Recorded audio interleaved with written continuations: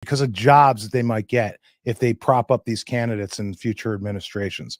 I'm not looking for that. Are you? I'm looking for policies that are going to protect our families. That's what we need in government, and that is what we don't have. And that trickles all the way down to the school board. And if you've been following my podcast, you will know the state of public education, especially in New Jersey, is chaotic, out of control, and unacceptable. So last week on the podcast, I was talking about the Voorhees Township Board of Education.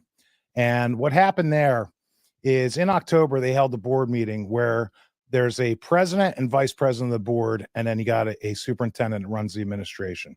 They've made the superintendent very powerful by changing some policies along the way over the last couple of years. And the superintendent, is spending money like a drunken sailor. Okay, they've got like a $60 million budget per year. They're building a new pre-K building for about $14 million.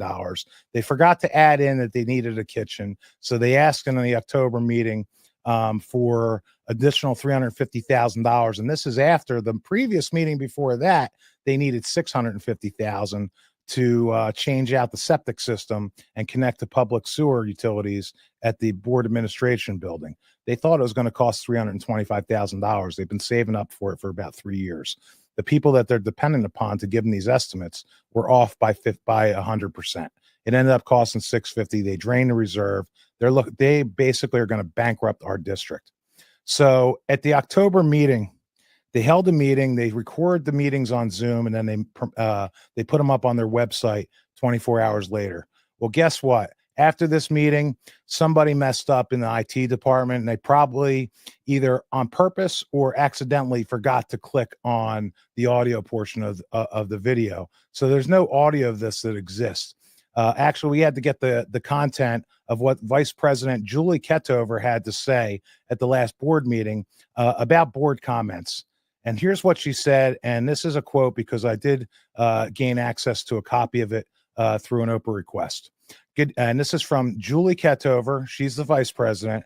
Then you have Monica Watson, who's the president of the board, and she obviously was involved in the creation and dissemination of this information. This is a 100% violation of First Amendment rights of the elected board member officials.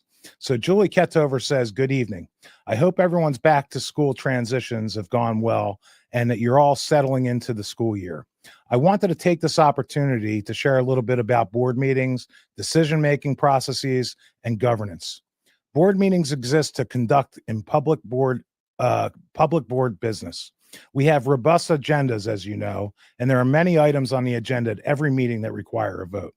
Because there's so much business to move forward at board meetings, it is crucial that we are all remember that the meetings are not the time for members of the board to be asking first-time questions about issues and agenda items. Actually, Julie Ketover, it is the time to ask first time, second time, or third time questions. All school business is to be conducted in public because you're not supposed to set policies, curriculum, or decisions on spending money until you check in with the people that it affects. And the people that it affects are the people of the constituency." She goes on to say, "I'm specifically talking about board members here. We, of course, encourage feedback and comment from the public." That is not true, actually. They're looking to change policies, shorten the length of time that you can speak in public. And I've been a victim of it myself, where they tried to stop my speech as well by sending me cease and desist letters to my home residents when I would mention their names on my personal Facebook page in the past. That's preposterous. She goes on, "Our superintendent provides us with weekly updates about the goings on in the district and alerts us to any particular issues on the agenda that require additional attention. In addition, we have multiple committees, including technology, policy, personnel, community relationships, and finance, which meet regularly to discuss upcoming agenda items. Committee work is a crucial part of our roles as board members. Each committee thoroughly discusses and resolves issues in its purview, sharing minutes of every meeting with the full board."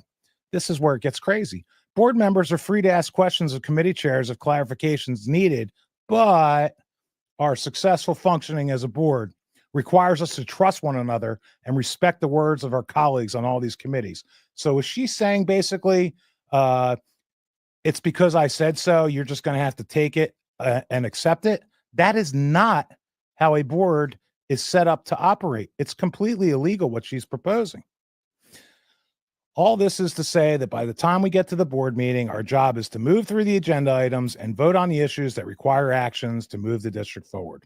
By the time of the meeting, we've had plenty of time and opportunity to get all of our question and answers about anything we don't understand or need to know in order to cast our votes. The board comment portion of our meeting is not the time to be raising questions or rehashing questions already asked and answers, nor is it the time to take for personal grandstanding. Let me ask you this question, Julie Ketover. What is this an example of? It's not grandstanding of your personal agenda to suppress the speech of your other board members. That's exactly what it is, Julie Ketover. And Monica Watson, you're in on it. The bottom line is if you're not in on it, you're either too stupid to know what's going on or you are in on it. Either way, you can't be trusted and you've both got to go. I highly encourage every single resident in Voorhees Township to contact these two lunatics and demand their resignations. She goes on, given the enormous amount of time our administration spends on providing us with information and answering our questions, there is no excuse for us as board members to be anything other than fully informed and prepared to vote by the time of the board meeting. So all the collaboration, Julie Ketover, has to be done prior to meeting. Nothing can be done in the public purview like it's supposed to be. You got to go. Let me be clear. I'm not suggesting board members can't ask questions. On the contrary, we should, and rest assured that we do. My point is that the board meeting is not the appropriate time for us to raise such questions. Bullshit, Julie. That's the exact time to raise your questions because that's why the board exists. I want everyone to understand that we have ample opportunity prior to the meetings to be asking any questions around issues on the agenda and issues related to the discharge of our duties. Of course, we have many other questions that we would want to ask about matters related to our schools. We're a curious and inquisitive bunch. However, our duties are limited to creating policy, approving curriculum, hiring and evaluating our superintendent, and approving the budget. And wrong again, Julie Ketover. Your job isn't to approve the budget as it's proposed. Your job is to ask the questions as to why the budget's being proposed. Where can we cut things so that the constituents of this town can still afford to live here and to provide the best free education for every single member of our community? That's your job as a school board member, not just to pass stuff and be a rubber stamp. That's disgusting. And we do have to be careful to, number one, avoid veering into school administration, which is not our job.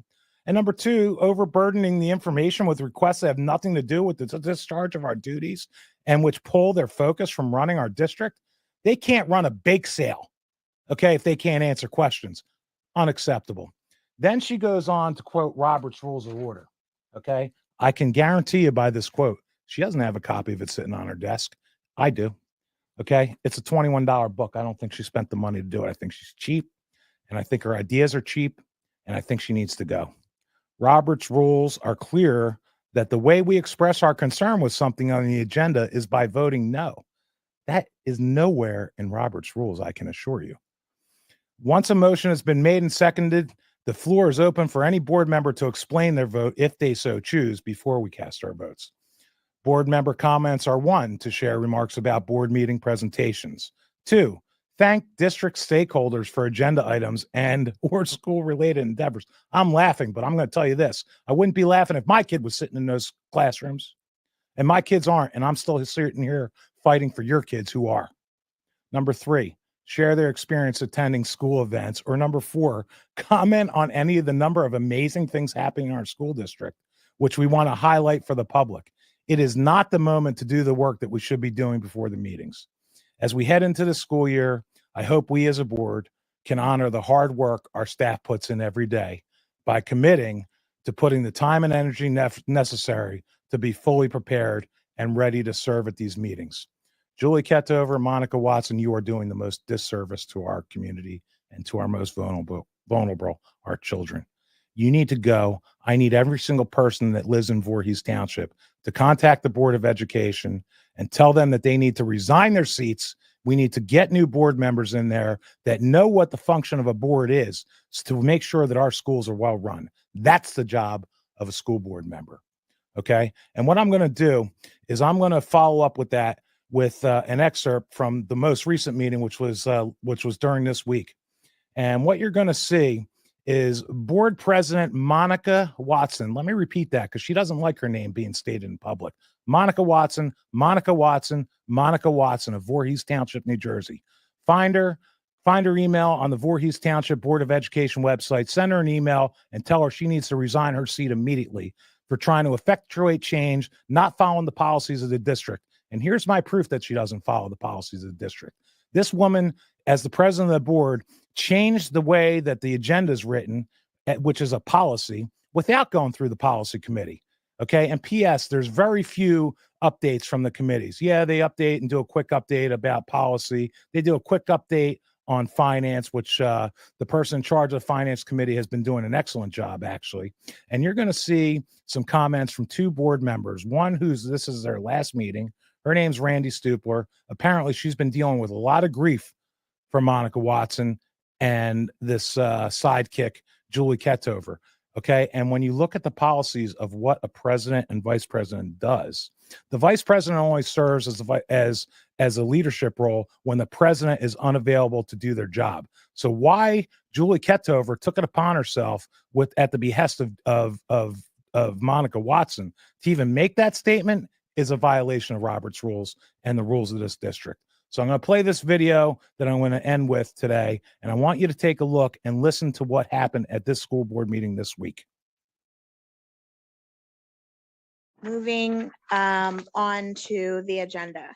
So after much discussion and our board meeting last month, we did some benchmarking against other districts to talk about our process and making sure that the community understands the agenda and how we work through the agenda.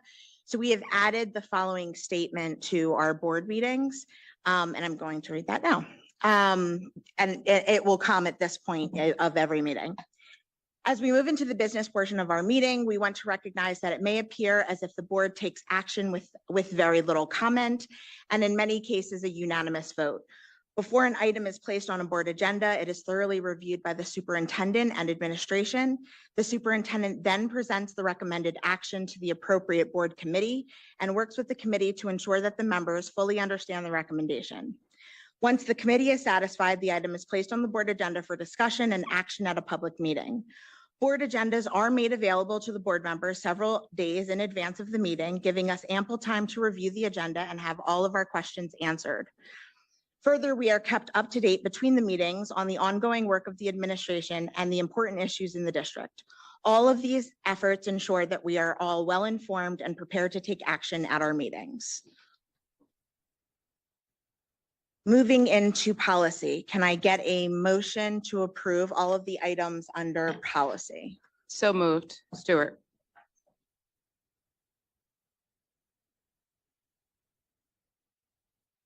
Second. All right, so someone said it second. Online voting is open.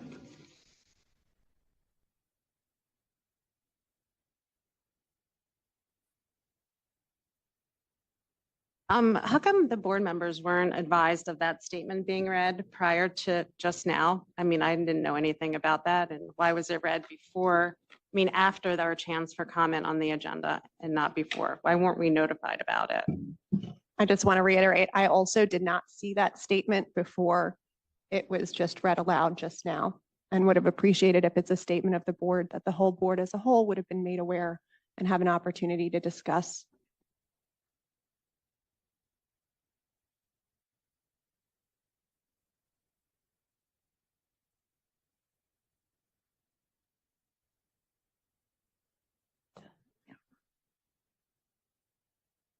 Who votes? Mr. Rosen? Okay, I can take it verbally. Aye. Ms. Verdi? Yeah, it also didn't come up for me. Aye. A motion passes. Public comment. Anyone wishing to address the board, please approach the side table on the right and write your name and address on the login sheet.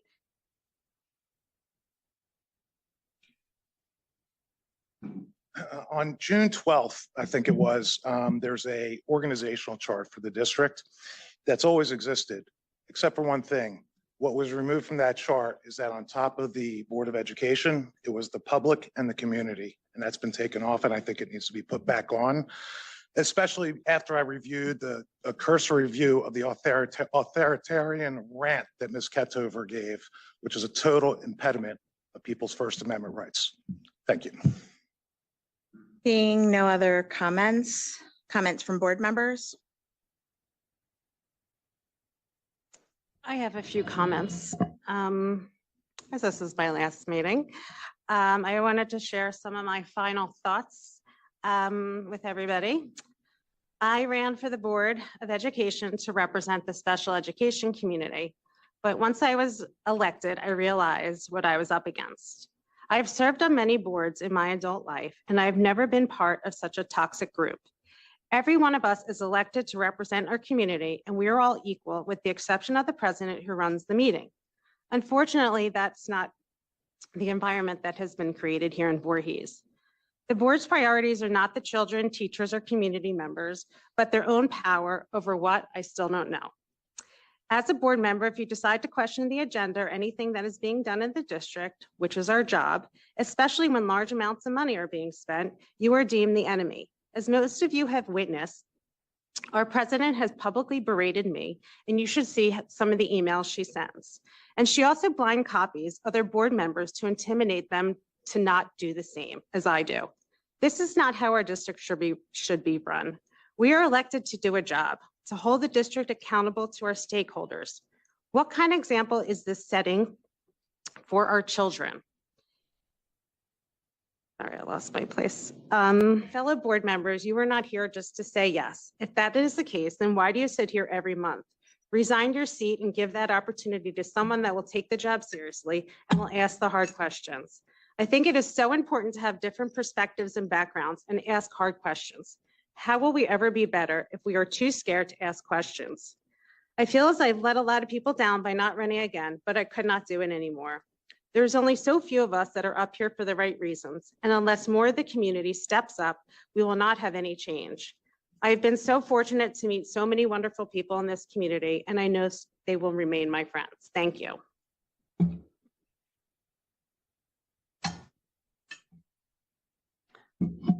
Okay, I have a comment as well. Just give me 1 second to pull it up. All right, again, I feel the need to address the board president's statement. Again, this is sort of a reiteration of last month and what Mrs. Ketover said. And again, as a parent and elected member of this board, I feel strongly that my role is not to be merely a rubber stamp. I believe my role is to ask questions, make informed decisions for the betterment of this community at large, and to be a voice to the communities who do not have a voice in decision making. And the president and the vice president's voices on this board are no more important than the 7 other voices on this board, and we all have 1 vote. And again, maybe I'm wrong, but I think that the public wants to hear us ask questions and do our jobs. They want to see us make fiscally sound decisions, to make policy, and to be a check on the administration when necessary, and to understand why we are voting the way we are. So I think it's imperative for us to speak and talk to the public about why we are voting the way that we are. So I implore my fellow board members to do that and not just bend to the will of the board president and vice president here. I also want to say that today is Mrs. Stupler's last meeting, and this is really what I had planned to say today. And I wanted to take a moment to acknowledge her service and contributions to our district. I'm not going to beat around the bush. When I arrived at my first board meeting and saw the seating arrangements and that I'd be seated next to Mrs. Stupler, I was less than thrilled, coming with preconceived notions of the person she was due to how I'd seen her treated at board meetings and the way others described her character. I was so wrong. I had no idea then that Mrs. Stupler had so much to teach me and that she would become someone I consider a dear colleague and friend. We absolutely do not agree on everything. We come from different walks of life and different ideological and political backgrounds. We're probably the most liberal and conservative members of the board. I stay true to my values, she stays true to hers, and more often than not, those values aren't as different as I thought they would be, especially in the context of board duties. And with mutual respect and kindness, we developed a strong working relationship with a guiding light of just trying to do the right thing, even if it doesn't necessarily make you friends on this board. Randy cares about the children of our district and this community at large. And even when we don't completely agree on issues or tactics, I appreciate that she does the work, she reads the materials, she asks questions, she takes her role seriously, and she's not afraid to make waves when necessary. She's never been here to make friends or be self-important. She's been laser focused on doing the work. She's been put through the ringer and still shows up despite the personal toll it took on her, because again, she cares. So Randy, I want to thank you for your service to our community and for being a great neighbor on this dais, and for reminding me not to judge a book by its cover or by the colored opinion of others. I wish you well in your retirement from the board.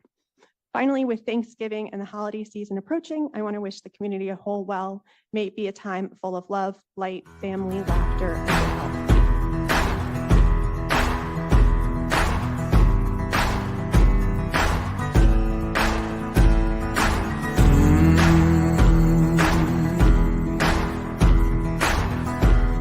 In the flames, the people. That's right. These people need to be forcibly and forced to resign their seats. I'm talking about people like Jason Bryce. He's the head of the committee that does public outreach and has never given a single update on any meeting they've had, which tells me they haven't had a single one. Okay. He needs to go. Julie Ketover, bye-bye. Monica Watson, adios. Okay. Jennifer Branch Stewart, I got to tell you, okay, based on information and belief, I'm not even sure you're still living in this district that you're serving. Okay, I think a truants officer should go in and check for the residency of that member.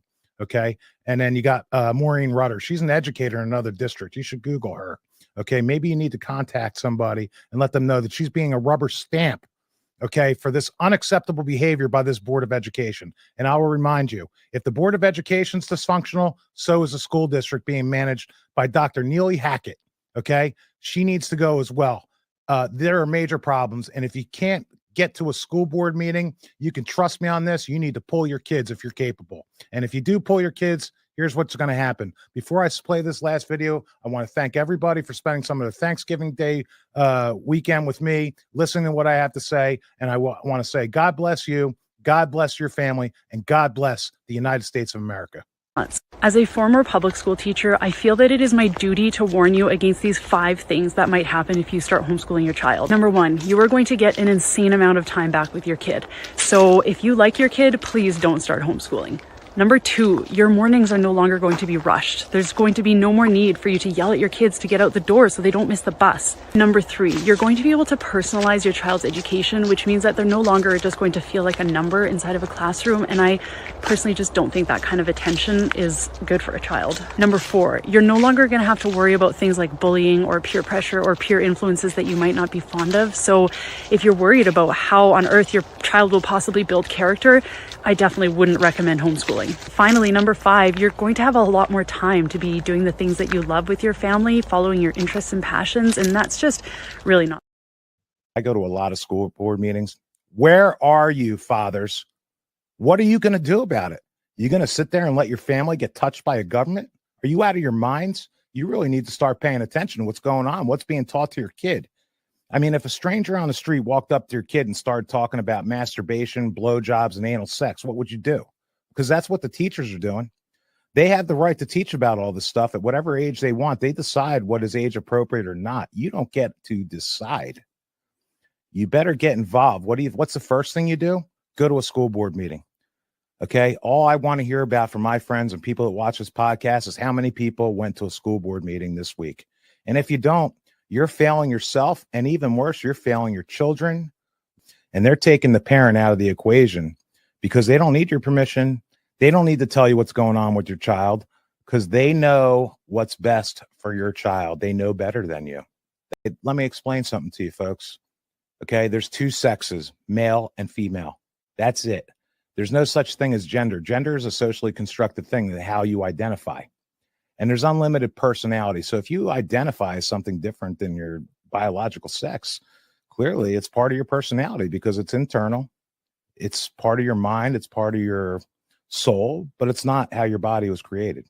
And that's okay. If you feel different, I know plenty of tomboys. I've known plenty of effeminate men, but they didn't say that if I take these pills, there's no such thing as a puberty blocker. They're hormones. So if you're a boy, they're giving you girl hormones. If you're a girl, they're giving you boy hormones and then doing surgeries on you. These are children. They're making decisions on their own. And they're taking the parent out of the equation because they don't need your permission. They don't need to tell you what's going on with your child because they know what's best for your child. They know better than you.